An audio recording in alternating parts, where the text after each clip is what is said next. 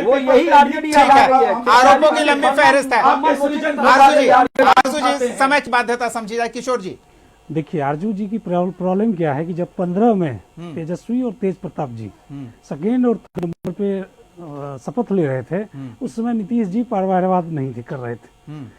आरजू जी की प्रॉब्लम है कि पिछली बार जब आयोग बोर्ड का गठन हुआ और जब नाम हमारे तो पास वो तो कह रहे हैं ना कि परिवार के बाद के सबसे बड़े पोषक नीतीश कुमार हैं, तो परिवारवाद तो वो भी हो गया, ये अपने आप मान रहे हैं, लेकिन आप पर आरोप जरूर लगाएंगे। उनको चुना था तब फिर वो सदनों में गए थे। जनता चुन के उनको सेकेंड नंबर पे। दामाद आयोग कौन सा सरकार चला रही है? आरजू जी कौन सा सरकार चला रही है? सरकार चल रही है, सरकार चल रही है, आयोग सरकार चला रही है। आपके कार्यकाल में कोई आयोग का गठन नहीं हुआ था। आरजू जी लिस्ट निकाले क्या? आरजू जी लिस्ट निकाला क्या? आरजेडी के शासनकाल में गठित आयोगों में किसे किस पद पर दिया गया था? किसे ड्राइवर को विधायक बनाने का श्रेय लिया जा रहा था? बिहार प्रदेश में आरएसएस कोटा क्या है? नहीं, ड्राइवर और माली को बनाने का श्रेय जो पार्टी ले रही है वो कह रही है। हमने तो एक गरीब महिला को जो कपड़े धोती थी उसको भी भेजा है, वो इनको नहीं नजर आता है। एक माली जो यही हमने भेजा है, ये आप श्रेय ले रहे हैं, लेकिन इनका जनता चुन रही है। लेकिन तेजस्वी और तेज प्रताप की बात हो, मीसा की बात हो, तो उन्हें जनता चुन रही है। मुकाबला करेंगे। और नहीं, मुकाबले के लिए आपको कोई मौका नहीं मिल पा रहा है ना, इसलिए तेजस्वी यादव निशांत को लेकर चिंतित है, अपनी पार्टी को लेकर चिंतित नहीं है। उसको गिनाने के मौके हैं। किशोर जी आपकी बात देखिए, ये आप इनसे ए बात करेंगे, डी की बात करेंगे, आप सी बात करेंगे, डी की बात करेंगे। ये डायलूशन जो आरएसएस की बात कर रहे हैं, आरएसएस कोटा मैं उसमें जवाब हम आज उस पर बात नहीं कर रहे हैं, उस पर हम बात कर चुके हैं। आरजू साहब, आरएसएस कोटा समझना हो तो 1989 के लालू जी के हाउस के बयान को समझिए, समझ में आ जाएगा आरएसएस कोटा क्या है। और रेफरेंस कहिएगा, आप कहिएगा रेफरेंस मैं दे दूंगा डेट टाइम के साथ। आरएसएस गलतफहमियां ही फैलाई हैं। आरएसएस का कोटा आप नहीं आ सकते। आरएसएस का कोटा अशोक चौधरी ने कहा आरएसएस कोटे से बने हैं। आप मुझे बताइए कि बिहार प्रदेश में या देश में ये कौन सा कोटा है? मुझे आप बता दीजिए। कौन से आप बोलने तो दीजिएगा आरजू जी, मैं आपको बता रहा हूँ ना, हाउस लोकसभा के प्रोसीडिंग को पढ़ लीजिए। लालू जी समझा रहे हैं आरएसएस कोटा कौन सा है। आप झूठ बोल रहे हैं। झूठ नहीं बोल रहे हैं, आपकी मानसिकता से झूठ नहीं बोल रहे हैं, सच बोल रहे हैं। डेट टाइम के साथ, अरे मैं उनका प्रवक्ता बैठा हूँ, डेट टाइम के साथ बताता हूँ, आधिकारिक प्रवक्ता। यही लालू जी आप सिर्फ परसेप्शन फैला सकते हैं, अरे झूठ बोल सकते हैं। पूरी बात तो सुन लीजिए।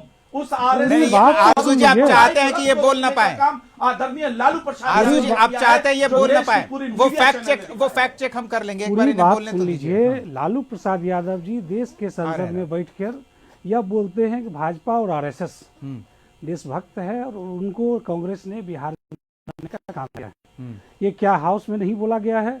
आरएसएस को जूते की नोक पे रखने की बात उन्होंने कही है। कल फिर से बैठिए डिबेट पे रखने की बात, कल फिर से डिबेट, ठीक है, वो भी हम चेक करवा लेंगे। राहुल जी आप दीपक जी, सबसे बड़ी बात क्या है ना कि जो लोग आरएसएस के बारे में जो बातें करते हैं वो अक्सर इस चीजों को कहते हैं कि जूते के नोक पे है, ये कुछ भी नहीं है। लेकिन शायद भूल रहे हैं कि जब लालू यादव जब मुख्यमंत्री बने थे तो किसके समर्थन पर बने थे।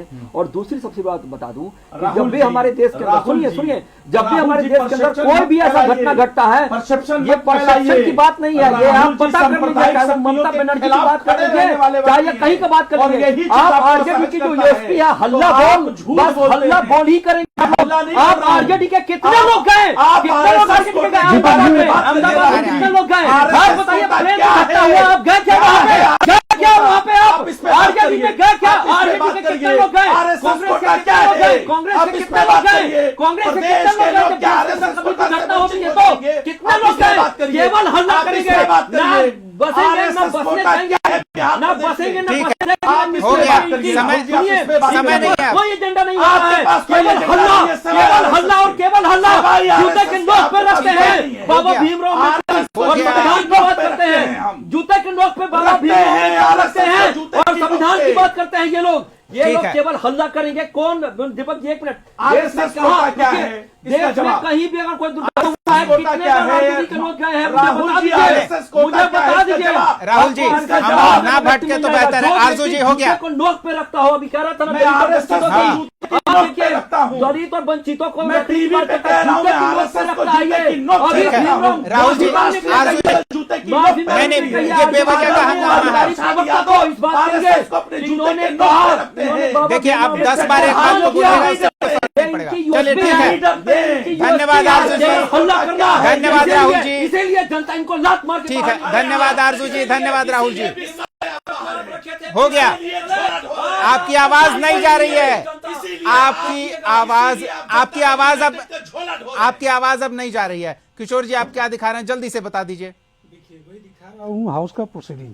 ठीक है, वो हम चेक कर लेंगे, अगर कुछ गलत हुआ तो हम उसको लेकर 1989 का प्रोसीडिंग है, जिसमें लालू जी हाउस में बोल रहे हैं कि भाग नहीं, वो हम चेक करा लेंगे। बिना पढ़े वाली पार्टी है। ठीक है, हो गया किशोर जी, वक्त की बाध्यता है। भीमराव अम्बेडकर को जूते के नोक पे रखा था, किशोर जी, धन्यवाद, आपने ये बात रखी है, हम जरूर इसे चेक कर लेंगे, और अगर आरजू जी सही बोल रहे हैं तो उसका डिस्क्लेमर भी देंगे हम, और अगर किशोर जी की बात सही है तो उसका डिस्क्लेमर देने की आवश्यकता नहीं पड़ेगी। राहुल जी, बहुत बहुत धन्यवाद आप तीनों का इस चर्चा में शामिल होने के लिए, अपना समय देने के लिए। तो बात परिवारवाद की उठी है, और परिवारवाद की बात है तो हंगामा होना स्वाभाविक सी बात है, और वो हंगामा आपने देखा, और निशांत को लेकर